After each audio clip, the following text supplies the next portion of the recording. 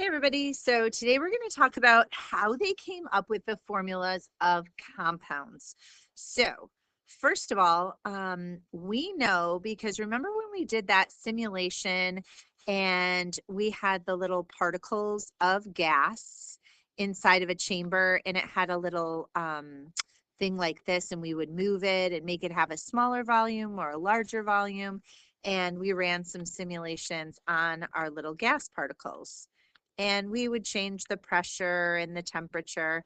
And we found that if you have two containers and if they have the same pressure, volume, and temperature, then they're going to have the same number of particles.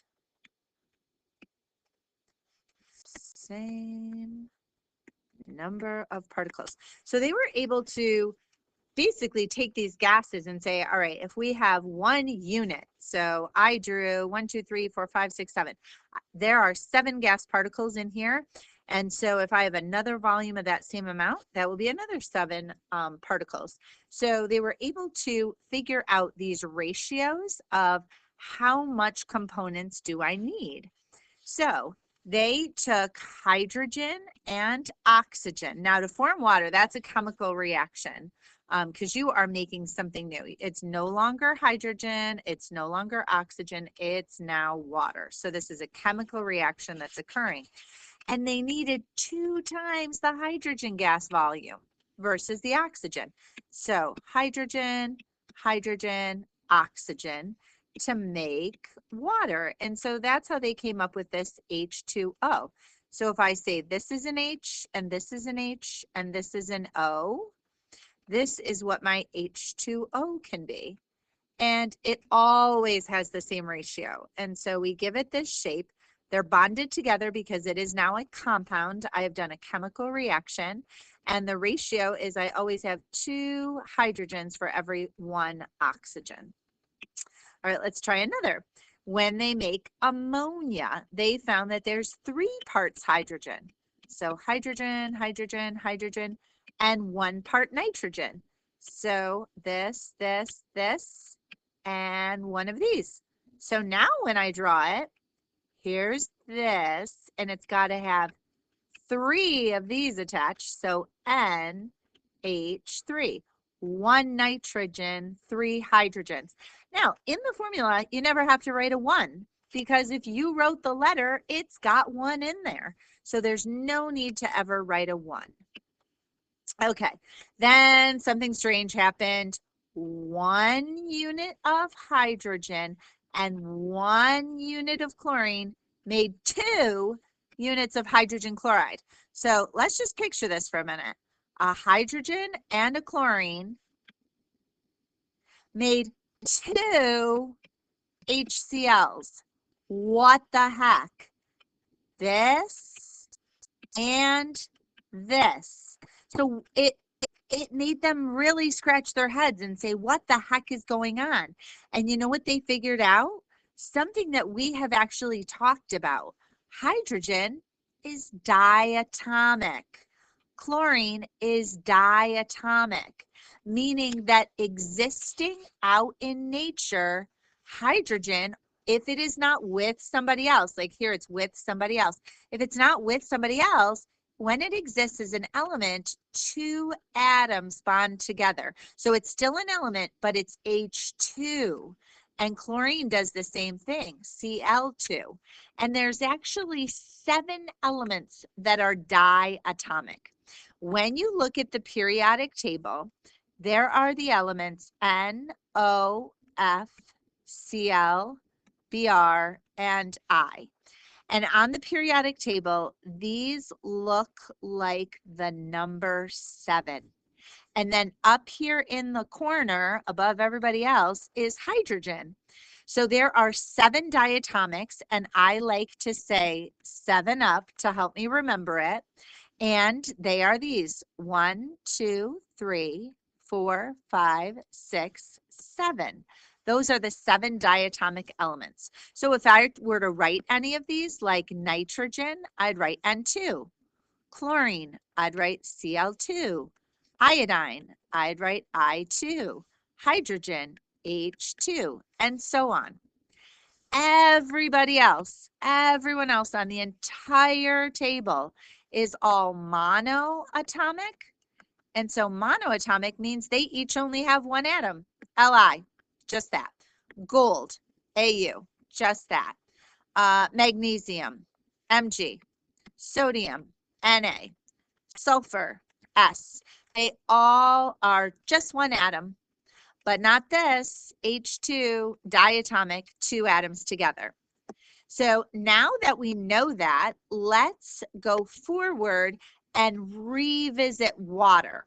So now that we know we have H2 and H2 and O2 to make H2O, let's put it together. There's an H2, there's another H2, here's an O2, and so now when I go to make water, I use this O and I connect two H's. There's one water, and I have to make another one. Here it is. Here's its two H's. And now what I've done is I've shown my actual formula. I needed two H2s and one oxygen. Again, I don't have to put a 1 there because I wouldn't write O2 unless I had at least one of them. So it's automatically a 1. That makes 1, 2 H2Os. And you just wrote your first chemical reaction. 2 H2s plus O2 makes 2 H2Os. There it is, a chemical reaction. The properties of hydrogen and the properties of oxygen are not mixed. They are entirely new properties because it is a new compound, water. All right, we're going to revisit ammonia. So we know that this is 3 units of hydrogen compared to 1 unit of nitrogen to make an H3. So let's make our nitrogen N2, and let's make our hydrogens,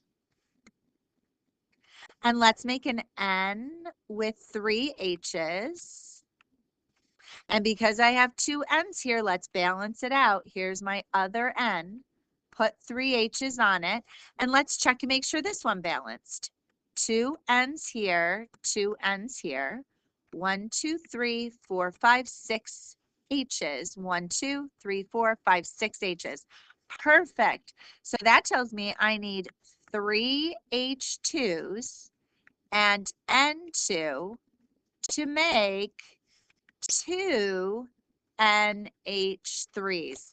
Yes, we just did another chemical reaction.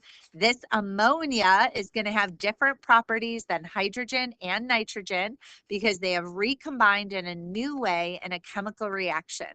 And I've also balanced it. I would need 3 of these and just 1 of these to make 2 ammonias. All right, what would form, so now we're ready to do it ourselves, if we had 2 units of hydrogen, so I now know hydrogen's in H2, and 1 of sulfur. Well, sulfur I know is not diatomic because it is not in that 7 up. So sulfur is just 1 atom. And if I need 2 units of hydrogen, I would need 2 of these diatomics. So sulfur can hold 2 hydrogens. That means I'm going to need 2 sulfurs. So it makes H2S. That was my formula because I knew that I needed 2 H's, okay, from those 2 here. So 2 H2s plus an S. Oh, look at this. 1, 2 S's. I need to add another one here. So plus 2 S's makes 2 H2S's. So let's just make sure it all balances out. 2 S's here, 2 S's here. 1, 2, 3, 4, 1, 2, 3, 4. Perfect. I needed 2 H2s and 2 S's to make 2 H2S. All right, let's try this. What would form from 3 units of hydrogen and 1 unit of phosphorus? So I'm going to have hydrogen, hydrogen, hydrogen, and phosphorus. So I have this 3-to-1 ratio. So that means one of these holds 3 of those. Remember, this telling me I need 3 of those tells me this formula. So here is my structure. And this actually is diatomic. This is diatomic. And this is diatomic, which means I have 3 more of these circles. So that means I'm going to add another one of these. And I'm going to make another one of these. 1, 2, 3.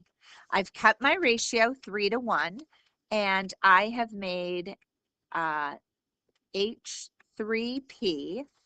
And my formula is 3 H2s plus 2 P's, I needed 2 of these, makes 2 H3P. Let's try another. Oh, now we can start with the formula. So if we start what we have at the end, we could figure out what we need to begin with. So if we start with CaCl2, that is 1 calcium, 2 chlorines on it. How will I get there? I'm going to need Ca, and I'm going to need Cl. Ooh, Cl's diatomic, so I'm going to put the 2 right on there. So this is my chlorine, and this is my calcium. And one of these combines with 2 chlorines. So that works out perfectly. Ca plus Cl2 makes CaCl2. And it all balances. 1 calcium, 1 calcium. There they are. 2 chlorines, 2 chlorines. All right, let's try another one. TiF2. So I'm going to need titanium. And I'm going to need fluorine. Ooh, fluorine is one of my diatomics, so I need a 2. And I'm going to make TiF2. All right, so let's make this my titanium, and it needs 2 fluorines on it. Oh, this is going to look just like the last one. There's my 1 titanium. There's my diatomic. So I actually just need 1 titanium and 1 F2 to make TiF2. All right, let's try another. LiBr. All right, there's my Li. And Br is diatomic. So I got to put Br2 there. And it's going to make LiBr. Now, that formula tells me I needed 1 Li combining with 1 Br. So it's going to look like this, 1 Li, 1 Br. Here's my 1 Li, but Br is diatomic, so I have to draw it like that. So that means I'm actually going to have another one over here, which means I need another Li. So I go over here and draw another Li. And I don't draw it attached because it is not diatomic. So I need 2 Lis plus Br2, and I make 1, 2 LiBrs. There we go, a nice balanced chemical reaction. And we'll try one more. Magnesium and oxygen, and you need them in a 1-to-1 ratio. So when they come together, they make MgO.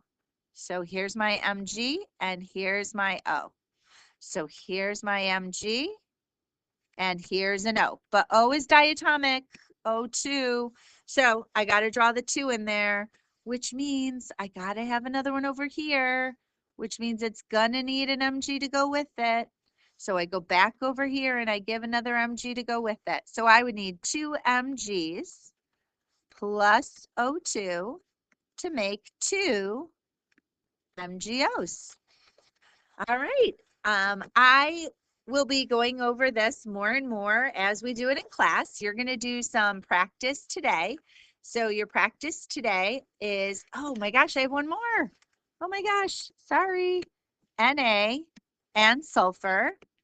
to make Na2S. So Na2S is telling me that I need 2 units of sodium to go with 1 sulfur. So if this is my sulfur, it needs 2 sodiums attached to it. So that means over here, I'm going to need 2 sodiums. And sulfur is not diatomic, so I just need one of these. So I would need 2 Na plus an S to make Na2S. All right. So then today you are going to work on completing. It is Unit 4, Worksheet 2. All right, so you are going to work on that and check your answers with my key. We will be doing more and more of this to come and practicing it like crazy. Let me know if you have any questions.